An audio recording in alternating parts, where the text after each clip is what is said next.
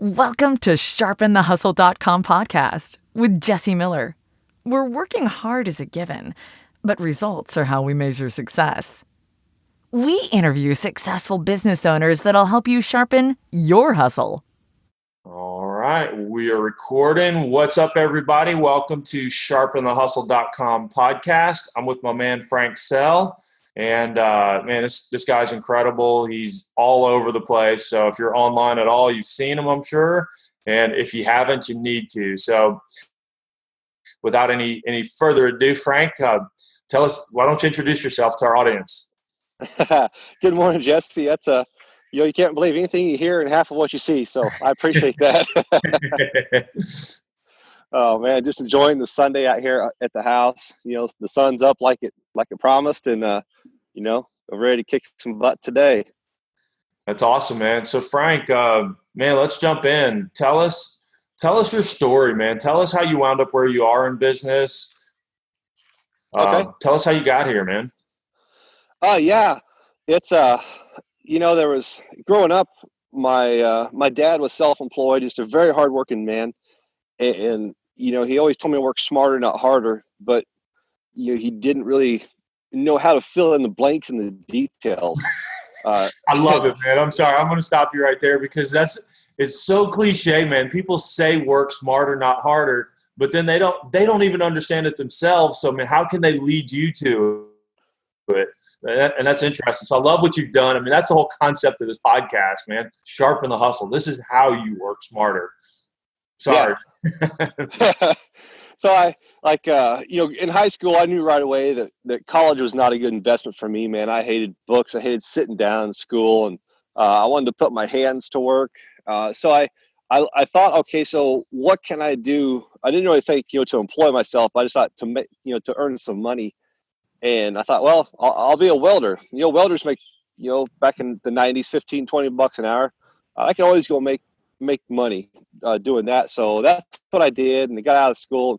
Went to work at a place when I was still 18 years old, Case Manufacturing in Wichita, Kansas.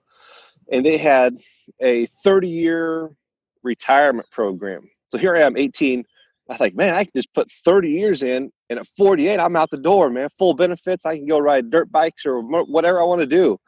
And so a few years in, the company got sold out, and then, the whole NAFTA thing and manufacturing started leaving the plant, and then they started, having layoffs, but then they also said, you know what, guys, we're going to change that retirement deal. We're going to make you work till you're 55 before you can retire. And I'm not a real fart smeller, but there's a lot of welders around me that they're 60 years old or 50 years old, and they're not real healthy. They don't really have what I want in life, and so I start looking around for something else to do. And I'd always focused on income, not necessarily lifestyle. So at the time, I was like, okay, what else can I employ my hands to do to make money?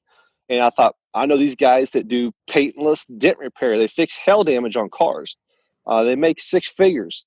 And I was like, man, my hands are pretty smart. I can do that. So I literally bought a $100 videotape, VHS tape back in the 90s. And I watched that bad boy a few times, and then I would spend 5 hours, maybe 10 hours a week just practicing on some panels. And so I got to where I felt like I could sell my services. And so I had some buddies that did it. I contacted them. Long story short, they kind of laughed at me, said that'd be too much like training me. And I was like, hey, no problem, bro. And so I quickly came home, and I went after all their business. So what I missed there is I volunteered for a layoff at work because I knew, like I said, I kept having that bridge, that epiphany. And I remember the spot, the part rack that I was standing under the day I told myself, Frank, you either have to quit complaining and just go back to work and do this job for the next 30 years, for 37 years at that point, or you have to do something. And so that's when they came around shortly thereafter and asked for volunteers for a layoff, and I volunteered. And I didn't know what I was doing. I didn't have any kind of business since, other than growing up with my dad being self-employed. And so I walked out of my job. I was 27, almost 28, making $21 an hour in 2003. And I volunteered for that layoff, and I just walked out, and I just opened the phone book and I said, hey, these car dealerships and these body shops, well, they're all 60 miles that way. I can go hit them in one day. These guys on page 2 they're all over here. I can go hit them the next day. And so I just started doing that. I started cold calling, call them up. Hey, who do I talk to about paintless dent repair? And then I would go see them the next day. And I just did it. I just kept doing it over and over and over with consistency to where now, almost 15 years later, we service over 15 body shops all over central Kansas, multiple six-figure income business. Man, there's a couple of things I love about this story. Man, work ethic is the start. That's the foundation, and you had that. You had that foundation. You understood that, man, if anything's going to happen, it's going to happen when I show up every day. So, yeah, I mean, if you don't show up, nothing happens. So, I mean, that's incredible. So, one of the things I talk to and I coach my clients on in marketing is, man, it's a lot of your story. Tell me, man, let's talk more about how you felt in corporate America when they switched the game on you.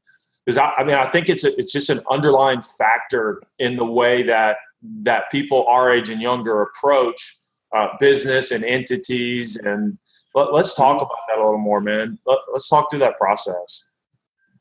Yeah, and you might feel different, but I feel that like our generation is one of the last ones where our parents came from that pension era of get a good job, get a degree, and get a career and stay at that job until you retire. That was probably just one of the last ones, but the kind of the epiphany that I had was, I thought, I'm one of the best welders here. I'm really efficient. I do my job really quick. But then the reality set in that I didn't have control of my life. I had to ask for a vacation.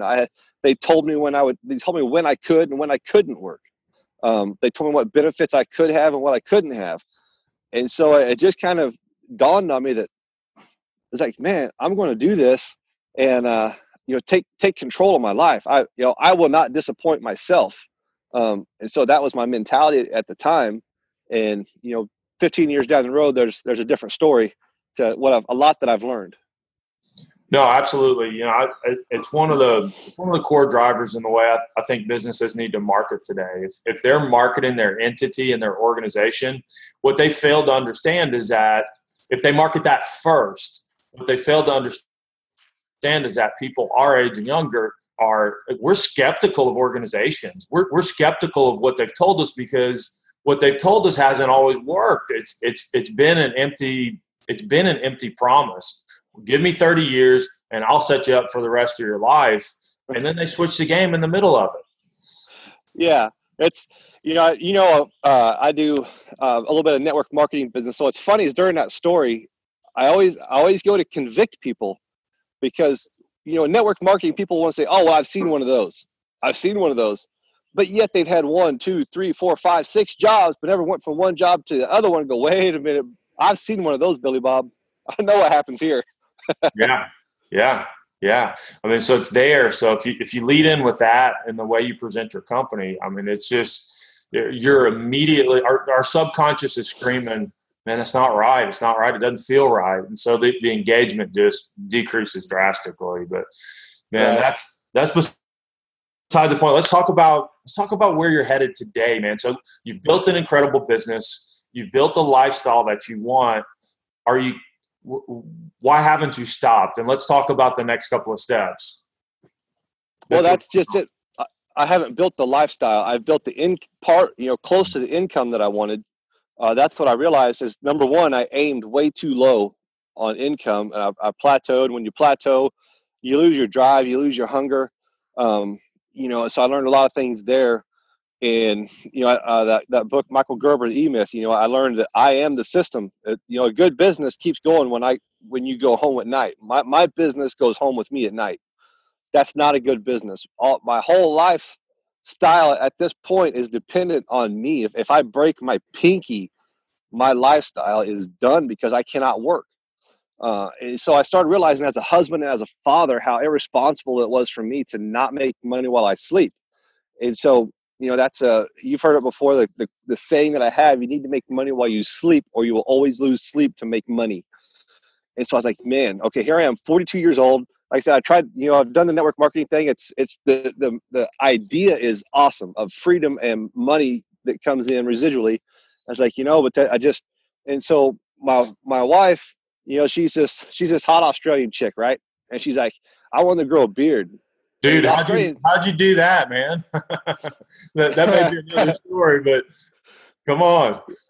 Yeah, so man, we both had ended toxic relationships, and it's just kind of like partners in misery. She's a friend of mine, knew that she just broke up with her guy, and I ended our relationship, and we got together, and it's been last month, this month was our 6th anniversary.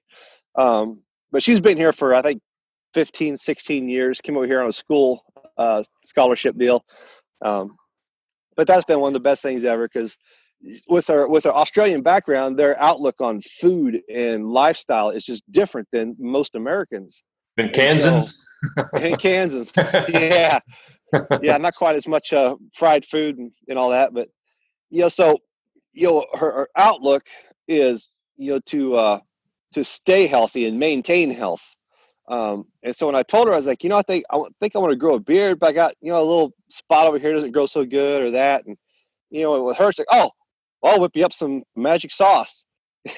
So I started looking around. It's like, okay, I want to build something. I want to create something. It's something I've recently learned about myself and my personality and just what I'm naturally good at is kind of creating stuff.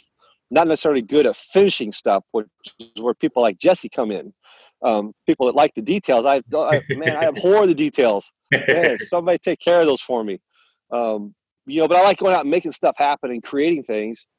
And so as a year ago, next month, 2016 of August, that I bought a domain babybeardclub.com. And I thought, that's just kind of a cool name because you see all these the beard club guys and all the advertisements of kind of skinny pant wearing guys with these beards that maybe they enjoy going to Sephora a little too much with their girlfriends.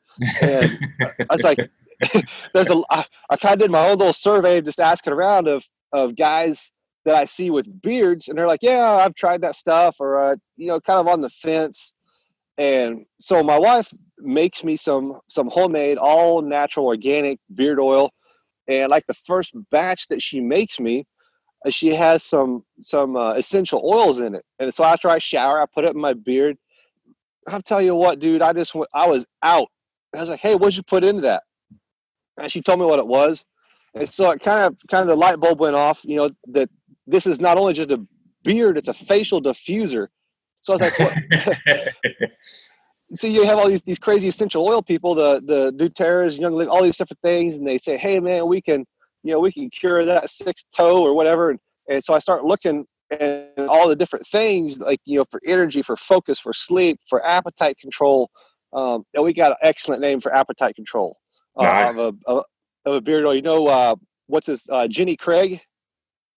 Uh-huh. Well, okay, we're coming out with the Skinny Craig. Skinny Craig, baby. I love it. Yeah. So we got to look in, the 100% of the beard oil companies are all vanity based, just on appearance. And so we said, okay, what if we go to a sub niche market here and say, hey, what if you actually have a purpose for the oil that you put on your face? And so that's why we've designed some oils and stuff that actually do something to help your performance or help you sleep, help you get up in the morning. So that's our approach. And I just partnered with a company a couple of weeks ago to hand off some of that marketing and the website building, all the details. Yeah, man. No, that's beautiful. That's when people try to understand what I do, the biggest thing that I do is I help them detach from the things that they're not great at, because you can never create incredible leverage doing things that you're not good at. It just doesn't work. And so it's awesome that you mentioned that partnership, because that allows you to get in, I call it deep work. As an owner of a business, the only way you get into deep work is when you do the things that you actually are great at. And that's what creates value. That's what creates the ability to do something significant with your company. So, man, I love that. Let's talk about some of the other challenges that you've had with this. What other obstacles are you coming against? What other things are you dealing with right now? Like I said, I bought that domain about a year ago, and so I started using ClickFunnels and different things. Like typical high D clerk, personality. Like I always want to do this myself. Yeah. And what I realized as I learned a lot of I learned what I to know what I don't know, and it's a lot.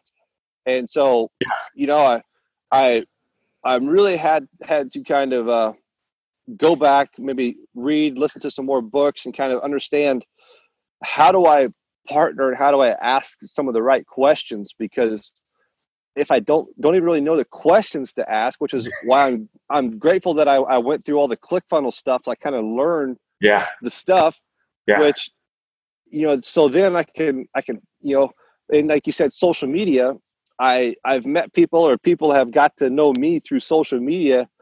And it was just, man, so easy that people are like, yeah, man, we love what you do. I like your videos. I like, what you talk about.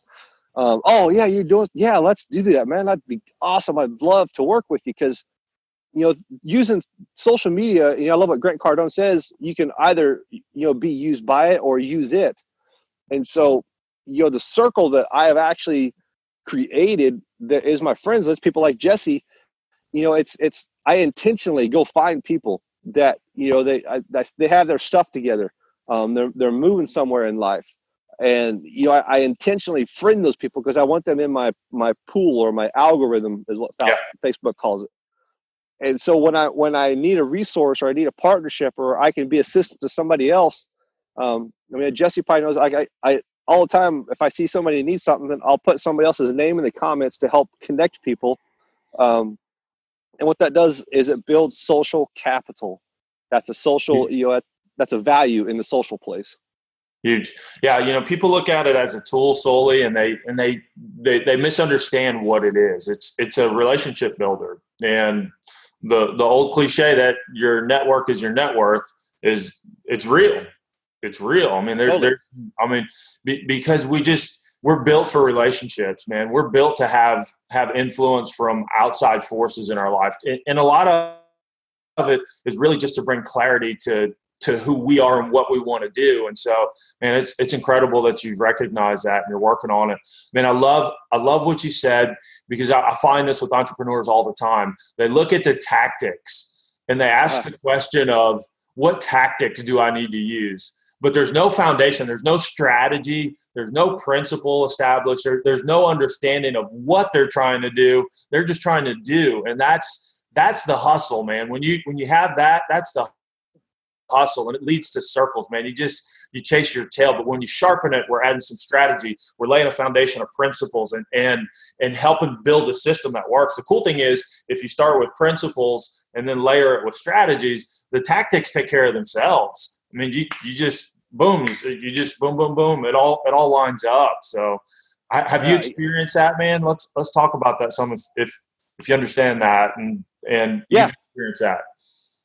Yeah, once the dominoes start falling, and then like you connect maybe with one person, and then they're good in their arena, and like, oh yeah, well, so and so over here, they're really good at that, and so over here, and pretty soon, so I just did a test called Wealth Dynamics, and it again, like it twice in 2 days. It was pointed out to me that my mindset is a creator. I like coming up with stuff. I like fixing things, changing things, making a system more efficient. Even though I'm not a big systems guy, I like processes. I like going in and say, oh, okay, because growing up working smarter, not harder. What the mentality was to me was, okay, how do I be more efficient at what I'm doing? Which in in the typical, what is it? E&S on the cash flow quadrant lifestyle, the employee and self-employed person, becoming more efficient means that I just get more labor out of myself, which eventually makes Frankie a tired boy. Let me tell you. And so that equation doesn't add up. Yeah, it works till there's a law of diminishing returns to a certain point to where, like, man, I'm just tapped out, and that's what my mentality of was. I realized, crap, even though I make a really decent income compared to where I was 14 years ago, I'm really tapped out. That law of diminishing returns hits, the law of the lid, and so that's when I was like, okay, so I got to switch gears. And when I started to just give more back to people, so like when I say give, like I said, it's especially through social media. When I see somebody needs a certain skill or a certain trade, I just drop another person's name in there, like, that I know, and connect them and connect. And then when I say, hey man, do you know if you could help me with this or do this? And it's like, oh yeah, no problem. Or it just the dominoes just start falling, one after another. Yeah, man, that's incredible. I love it. So let's switch gears a little bit here. If you had nothing, no resources, nothing to your name, what would you do today to earn an income or to build the life that you want? The first question I was asked is, who has my damn money? And that business principle, again, that comes from Grant Cardone. But what that means is that I would find out, if 100 people walking down the street, I would want to try to find something that I could provide to all 100. They have my money, and I need to figure out a product or service that they need, so I can trade my product or service for their money in the pocket. It's like the story of the guy that started the first convenience store. He had a gas station, and he saw the grocery store across the street. He said, okay, this guy's sitting in this car right here and pumping gas. He has another $20 of my money in his pocket. How do I get it out? So he started offering him soda pops. Then they started offering him milkshakes. And next thing you know, when you go to the convenience store, you leave another $20 there, and you get another $20 worth of products. And so I would try to find something, and I would look around. Okay, what's something everybody has to have? And I've heard it before, and I'm sure this. There's 5 industries. From energies like oil, gas, electricity, homes, insurance, food. I can't remember what the 5th one was, but there's basically 5 industries that every person on the planet, well, in the United States anyway, that they need. I'm sure, in Middle Africa, you don't need a car and all that good stuff. Some people. And so, there's 5 industries. And so I'd find a way to work my way into one of those industries that everybody has to have. And so that's where I would look. So that's the first question. That's the foundation. So let's talk through that, because that's a killer point. The way I like to put it is, find your ideal client and then figure out what they want. So we look at it backwards so often. We create a product or a service, and we try to cram people into that instead of saying who is that person, and then what do they need. So if you answer those questions in that sequence, it's a completely different outcome than the other way. So let's say you find that individual. How do you start to position yourself to sell them? Tactically. I try to Let's get tactically here. Tactically, I would find out where they hang out, where they spend most of their attention. And if I know they want or need my product, then I would find out how to get their attention, get in front of their eyeballs, whether that's social media, whether that's being at an event, whether it's shaking hands, making deals, whatever it takes, just to get in front of them and get their attention and say, hey, here I am. I'm a good guy. You probably like to do business with me. I'm reliable. I'm fair. Yeah. That's awesome. That's beautiful. I mean, it's so simple. It's so simple. We overcomplicate it so much, man.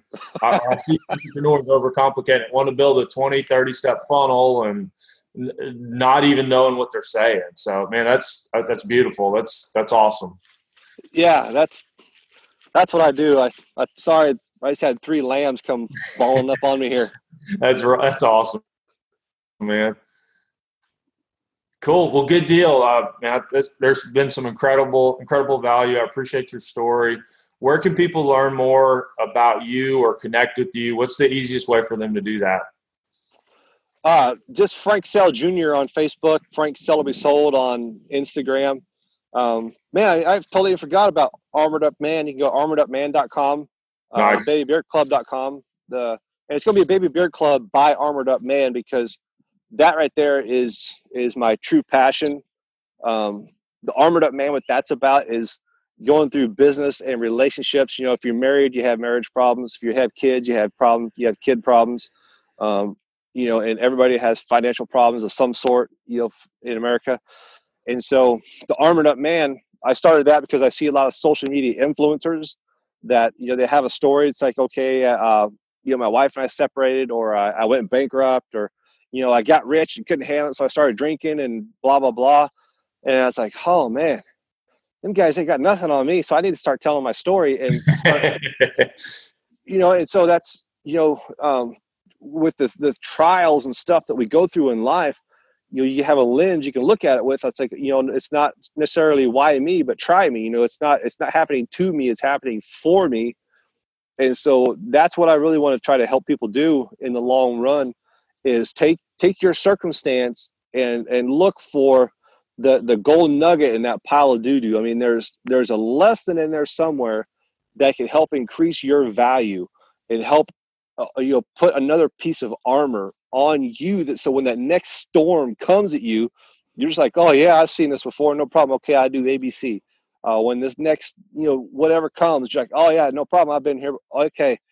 And so Armored Up Man, it's a Facebook community, it's a website, and as we grow, we'll start offering more resources. I'm going to add a library to it, so I can add a lot of the books that help change and form my thinking, to where, you know, when the storms, you know, we've had some, I mean, massive storms come at our family, Yeah. then, you know, but, you know, it's like that movie, you know, but did you die? No.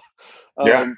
Because when the storms came, I was equipped. I was ready with some good, clear thinking, so a foundation of truth, of knowing why I believe what I believe, so that when my family needed me, I was there. I was the lighthouse, you know, in my family.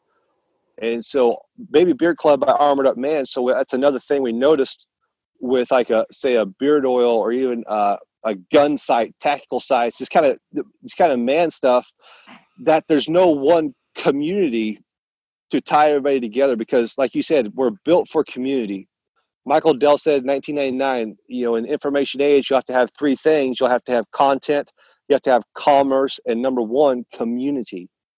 And so Yeah. this Armored Up Man, number 1, it's a community to help equip men to lead their families and lead our country.